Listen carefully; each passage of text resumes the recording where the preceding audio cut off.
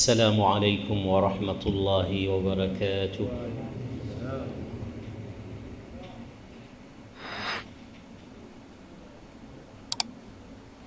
الحمد لله والصلاة والسلام على رسول الله. اللهم علمنا ما ينفعنا وانفعنا بما علمتنا وزدنا علما وألحقنا بعبادك الصالحين. رب اشرح لي صدري ويسر لي أمري واحلل عقدة من لساني يفقه قولي. أما بعد.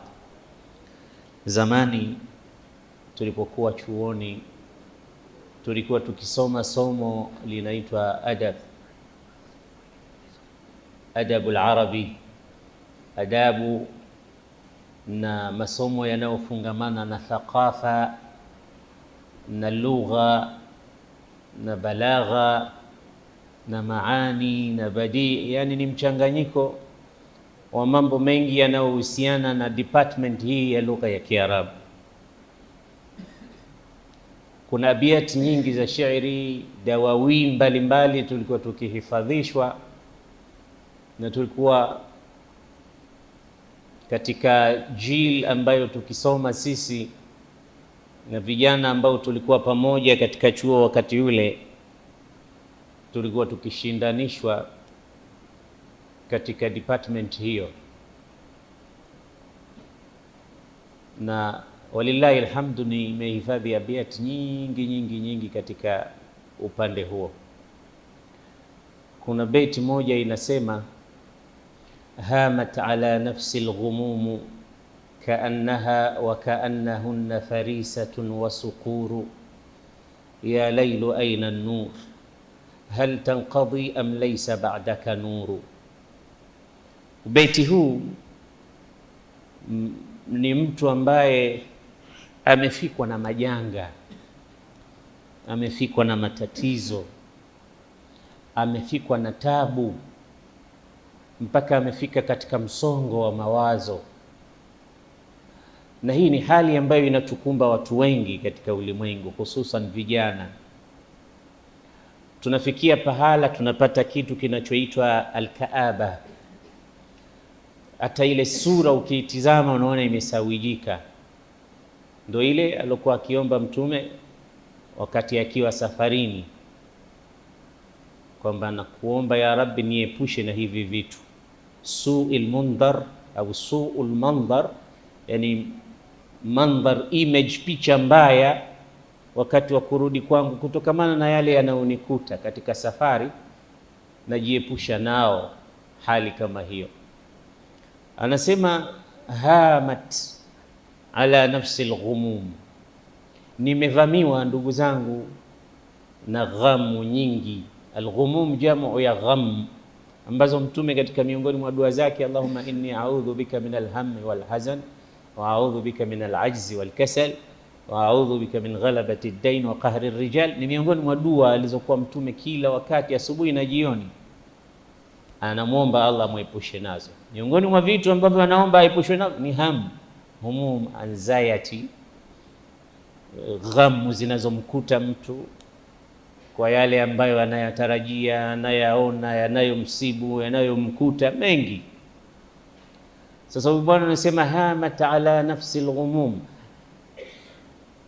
kazijalia hizi ghumum ni kama wanyama wakali, wale wanaokwenda kuwinda na kusaka, wale sasa wamemvamia yeye. Hizi ghumum zote ni kama wanyama wakali, simba au chui au na wengineo, mambo mwitu, wote wamemvamia yeye. Zile ghamu zilivyomvamia ni kama wanyama wanavyomvamia farisa wao.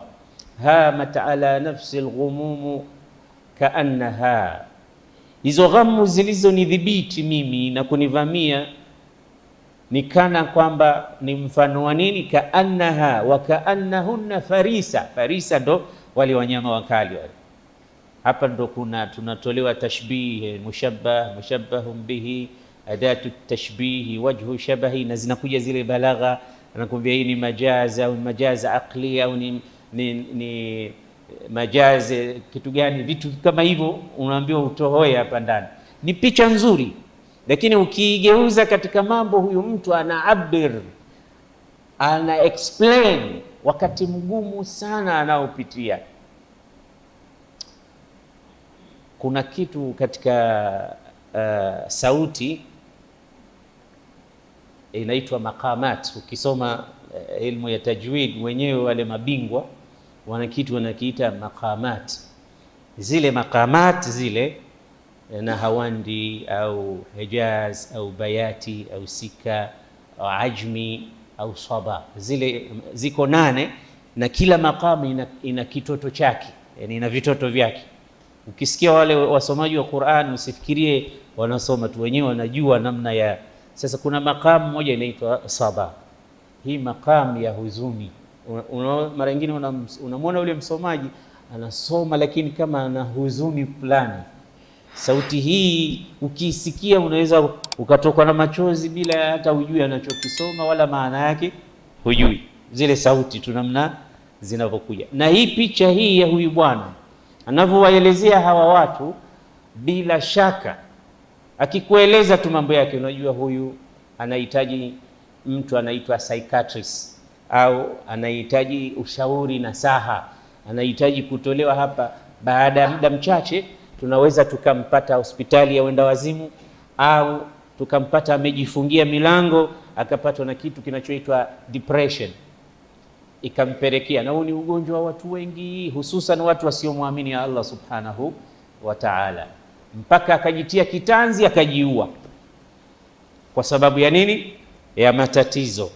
Kwa anasema hamat ala nafsi alghumum wa kaannahunna farisatun wa suquru.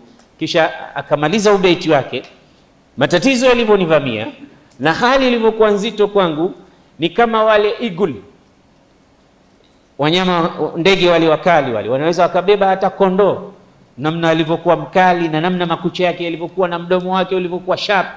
Basi anamfananisha mawazo yaliyomvamia kama yule eagle au eagle, falcon wale na mwewe na aina ya ndege hawa ambao wanakuwa kuja mara moja kumnyakua, wanaweza wakanyakua hata kitoto wakakibeba wakaenda nacho.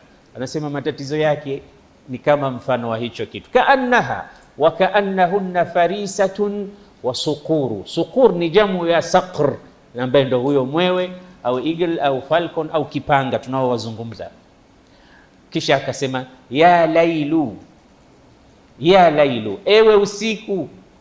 Anazungumza na usiku, anasema aina nur, ewe usiku, mwangaza uko wapi? Yani kwa nini hakuchi? Yani mtu anayefika usiku akawa anapata matatizo ndani ya usiku, pengine wanga, majambazi, wezi, wachawi, wote hawa wamemzunguka usiku kucha, mpaka anatamani asubuhi angalau ifike au ni mwangaza apate kuokoka na haya matatizo yaliyomkabili. Anasema ya lailu aina nur, iko wapi nuru? Hal tanqadi, utapita we usiku, utaondoka, kiza kitakwenda. Am laysa ba'daka nuru, au hakuna nuru tena, mimi ndo nimekuisha. Anazungumza na usiku. Hii ni image uwezi ukaifahamu mpaka mtu ambaye umeishi katika matatizo, kwa sababu la ya'rifu shaukata illa man yukabiduha. Mtu hajui mwiba unavyochoma isipokuwa yule ambaye umemchoma siku moja. Kama umewahi kupata matatizo aina hii, ukatamani kuche, ukatamani yaondoke, ukaona kama umevamiwa na wanyama wakali, ukaona unaongea mwenyewe peke yako, unaongea bila ya breki, unasema hovyo, umekuwa umechanganyikiwa, utajua huyu mtu anachomaanisha ni kitu gani. Ninachotaka kusema, kuna baadhi ya vitu tukiwa navyo katika maisha yetu, hata viwe vidogo, hali kama hii ya anxiety na humum na ghumum huwezi kuwa nayo, au itakuwa inakupitia mbali siku zote. Vitu 8, mambo 8, jitahidi katika maisha yako yote uvitafute hivi. 4 ni vizuri na 4 ni vibaya. 4 vitakupa furaha na kukuondoshea huzuni, na 4 hivyo hivyo vinaweza vikawa ni sababu ya wewe kupata majanga hayo ambayo mtu kayachora picha kama sukur na farisa. Kwa hiyo siku yote kijana, ukipata uwezo, ukipata wepesi, ukipata njia, haya mambo manne yafanye haraka, ili usije ukakutana na hali hizi mbaya ambazo tunazizungumzia. Cha kwanza, ukipata uwezo wa kuoa mke mzuri, mwenye dini, mwenye nafasi nzuri ya kukuelewa na kumcha Allah subhanahu wa ta'ala, fanya hivyo haraka sana, usisubiri. Ndio maana Mtume akasema arba'un min as-saada, mambo manne yatakuletea furaha. Japokuwa furaha ya dunia sio ile ya kudumu moja kwa moja, lakini kwa kadri ya kiwango kizuri ambacho kitakupa furaha, anza na hapo kwanza. Vijana wengi wananielewa kwa sababu sisi ni wanaume. Baba yetu Adam alipoumbwa peke yake, ulama wa tafsiri wanasema kana yamshi fil jannati wahidan faridan wa kaannahu istawhash, alikuwa anatembea tembea tu pale peponi, anakwenda huku anarudi huku peke yake mwenyewe, kana kwamba alipata loneliness, kwa sababu alikuwa nani? Peke yake, anakwenda huku anarudi kule, yuko mwenyewe tu. Alipoumbiwa mwenzake, fa khalaqa minha zawjaha, hapo sasa akaanza kubadilika Adam, akaonekana mtu mwingine. Ndio maana Allah anasema ya ayuhan nasu ittaqu rabbakum alladhi khalaqakum min nafsin wahida wa khalaqa minha zawjaha. Hii nafsi ya Adam Allah akaitoa mwenzake ambaye ni mama yetu Hawa, na alivyomuumba tu akachora image ya kukuonyesha kwamba wewe mwanamume umesababishiwa utulivu na kutulia kuletewa huyo mwanamke pembeni mwako. Tunasema wa khalaqa minha zawjaha liyaskuna ilaiha katika suratul A'raf. Wa khalaqa minha, na akaumba kutokamana na hiyo nafsi moja ya Adam, zawjaha, mwenza wake, mke wake. Kwa nini? Liyaskuna, inaonekana kama hakuwa na utulivu, hakuwa ametulia. Kwa hiyo kaumbwa huyu ili ampe utulivu. Sasa mimi na wewe hatuna pa kutulia isipokuwa huko.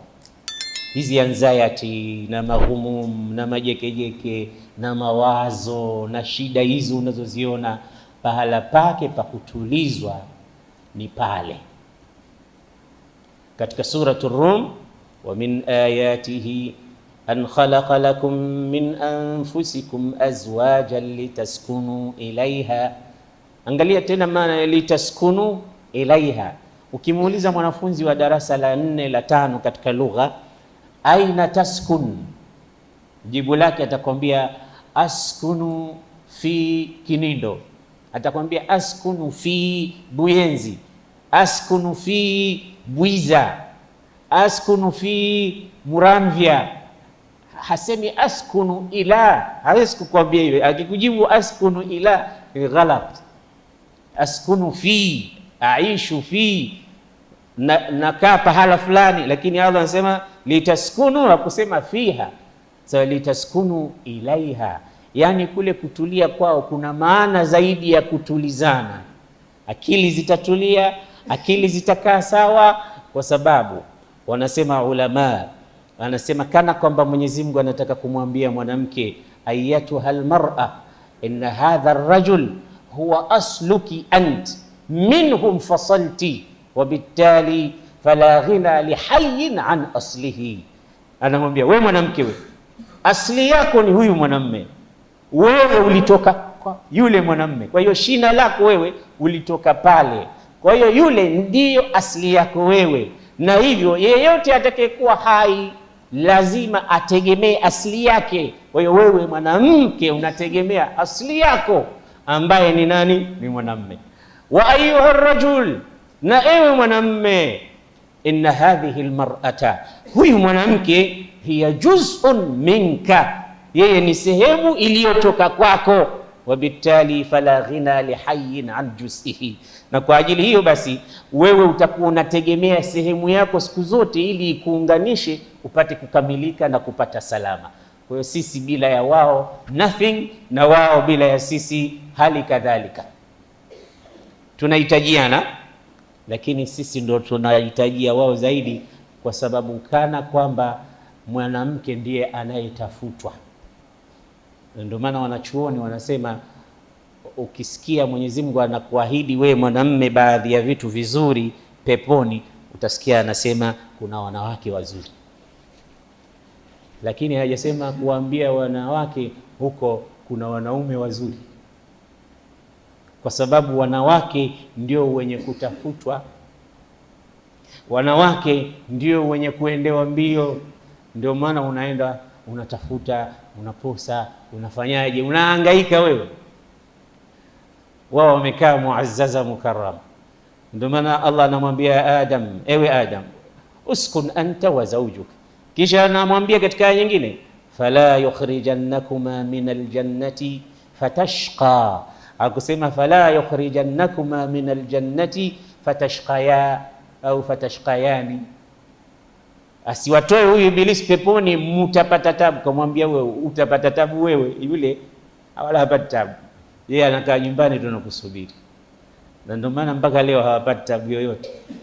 Wewe unatoka unaenda huko unakoswa na magari na ajali na kila kitu, yeye yuko nyumbani anasubiri.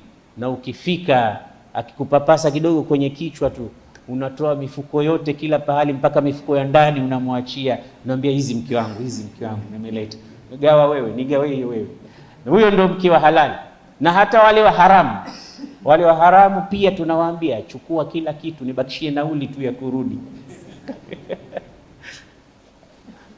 Very powerful, kwa sababu wao wanatafutwa, wanahitajika. Naam. Na uwezi ukamwambia mwanamke nimekuwekea mwanamume pale kama unamdhalilisha. Basi hivi ndivyo ambavyo sisi tunahitajiana. Lakini Mtume anakuambia sallallahu alayhi wasallam, anasema mastafada al-abdu al-mu'minu ba'da taqwa Allahi khayran min zawjatin salihah idha nadhara ilayha sarrathu wa idha amaraha ata'athu wa idha ghaba anha hafidhathu fi malihi wa fi nafsiha. Mtume anasema hakupata faida ya katika hii dunia kwa kitu kizuri zaidi ya taqwa Allah. Cha pili baada ya taqwa Allah, upate mke mzuri. Ukimtizama unafurahi, ukimwamrisha anasikia, ukiwa mbali naye anakuhifadhia heshima yako na mali yako. Wangapi tunao kama hawa? Inshallah wengi tuliokuwa hapa tunao wanawake aina hiyo. Sasa hichi ni kitu cha kwanza, lakini hichi ndio kitu cha pili ambacho tunatahadhariwa nacho pia. Kama arba'un min as-saada na arba'un min ash-shaqawa. Almar'atu as-saliha ni katika furaha, walmar'atu as-suq ni katika shaqawa. Kinyume chake sasa, ukimpata huyo atakuendesha kama mpia, lakini pia utatamani afe. Watu wengine wanafikiri maskhara. Unajua hii michezo wanaoact ya watu ina reflect uhalisia wa maisha ambayo sisi tunaishi. Ina reflect. Hawezi watu wakaakti michezo ambayo haipo. Sasa bwana mmoja katika mabedu aliulizwa, atatamanna an tamuta zawjatu, unatamani mkeo afe wewe? Akasema la, sitamani afe. Hapana. Akaulizwa walima, kwa nini hutamani afe?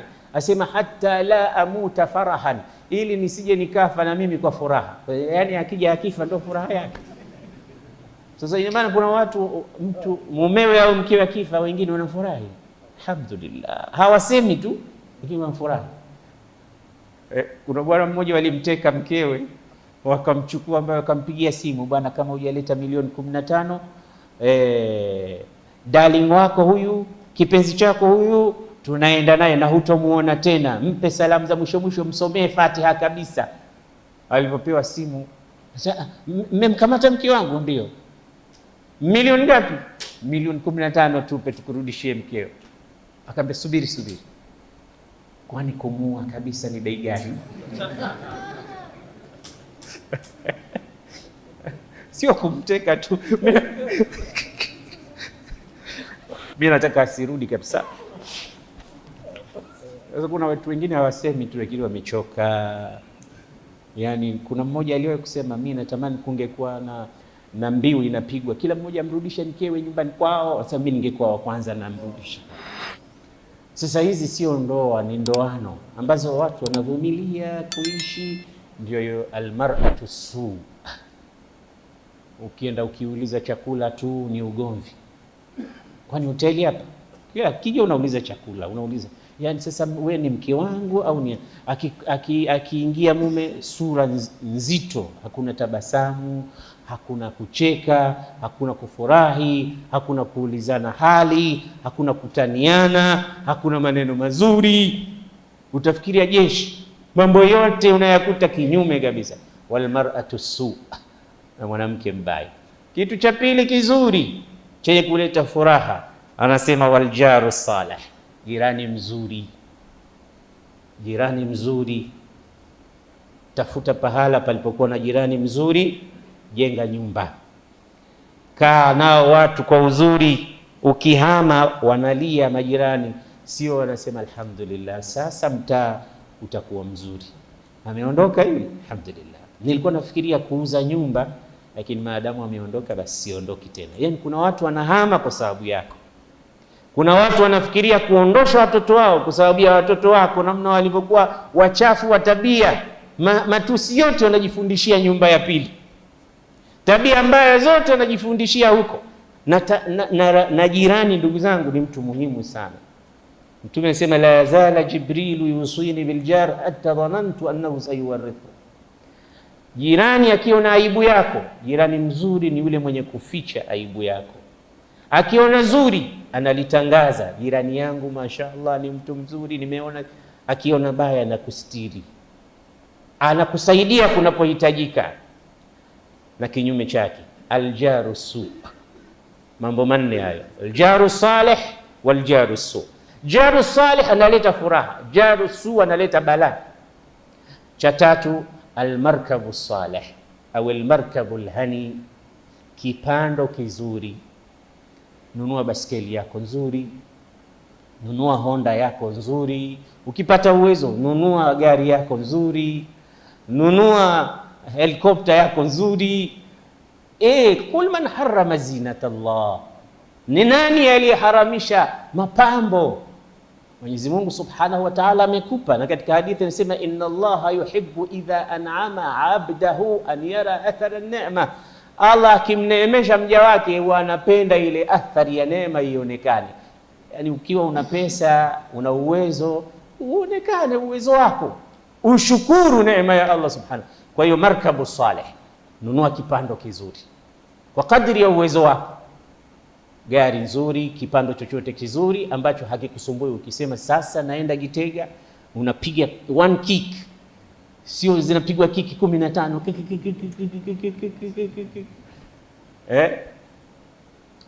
Unatembea na galen katika gari yako, galen mnahitaji bido, unatembea nayo, mara gari imechemsha, mara tairi imeshatoboka, mara hivi mara, yani kule wanaita gari spana mkononi, yani unatembea na spana zako unakwenda nazo. Allah ampe kila mmoja kipando kizuri, sio kile spana mkononi. Na kinyume chake wal markabu asu, na kipando kibaya. Hivi vinaendana huku na huku, negative na positive, advantage na disadvantage zake. Ukiwa na uwezo, tengeza kipando chako vizuri, kisiwe kibaya chenye kusumbua kichwa, kinauma. Maana kuna watu wanapenda magari yao hata kuliko wake zao. Pale limekaa linapigwa na jua, pia sema haraka haraka kaondoe, sije temperature ikapanda. Ikaondolewe, inasafishwa kila wakati, inachungwa. Kitu cha nne, na huku cha nne anasema wal maskanul wasa, na upate pahala pa kulala, pa kukaa, pa kuishi, nyumba yenye wasaa, nyumba pana. Allahu akbar. Kuna wengine tunakaa chumba kimoja na mke na mabinti, watoto wa kike miaka 15, 16 na watoto wa kiume humo, yani tumo humo ndani, sote tumekaa pale. Allah tufariji hali zetu ya Rabb. Hali hizo zipo, yani utashangaa, alafu watalala vipi, watamkaje, mama yao, baba yao, watoto wa kike, watoto wa kiume, wote wako hapo hapo. Ya Rabbi tufarij, tuondoe katika hali kama hizo. Hii ni hali mbaya, maisha tandanka. Hata ukitaka kubashir haki zako za msingi inakuwa ni mtihani, yani vitu vingi vinakuwa vinakosekana. Hakuna mtu anataka maisha hayo, lakini Mtume sallallahu alaihi wasallam anasema ukipata albaitul wasi', nyumba pana yenye wasaa, nikija mimi mgeni wako unasema wewe chumba chako hicho hapo, hichi ni chumba cha watoto, na waje wengine kama wapo pia, nafasi ipo. Basi wasaa huo ukiwepo, basi unaenda kuswali, lakini pia moyo wako, akili yako na kile unahisi furaha, mgeni wangu amefurahi. Lakini nikija mgeni wako tena, nikija na mabegi makubwa makubwa, ndo nazidi kuhuzunika. Sheikh, utakaa siku ngapi? Akisema wiki. La haula wala quwwata. Uwezi kukasema, lakini mbele pale utaenda huko utamwambia mke wako, aibu itakuwaje sasa? Hizi hali zinamfanya mtu anachanganyikiwa, anatafuta pahala pa kutia sura yake. Sasa usione watu wengine hawapendi wageni, hawezi kumpokea na kumkongowea na kumwandaa na kumpeleka pahala na anahisi tabu. Kwa hiyo usiwe bwana hapendi mgeni, nikimwambia nakuja anaambia usije. Sasa hana pale pa kukweka, hali ni ngumu. Maskanul wasi haipo, ana nyumba ya kumtosha yeye tu na mke wake na watoto wake wawili, basi hata kupeleka wapi utaenda kumpa tabu. Na hivyo hivyo almaskanu dhayiq ndio hiyo kinyume chake. Kwa hiyo almar'atu salih mar'atu su, almarkabu salih almarkabu su, aljaru salih aljaru su, albaytu alwasi' albaytu dhayiq au almaskanu dhayiq.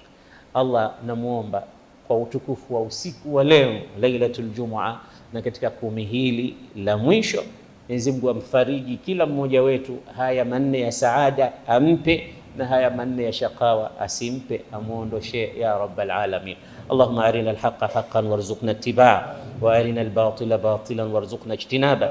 يا حي يا قيوم برحمتك نستغيث ومن عذابك نستجير. أصلح لنا شأننا كله ولا تكلنا إلى أنفسنا ولا إلى أحد من خلقك طرفة عين. وصل اللهم وسلم على نبينا محمد وعلى آله وصحبه أجمعين، والحمد لله رب العالمين.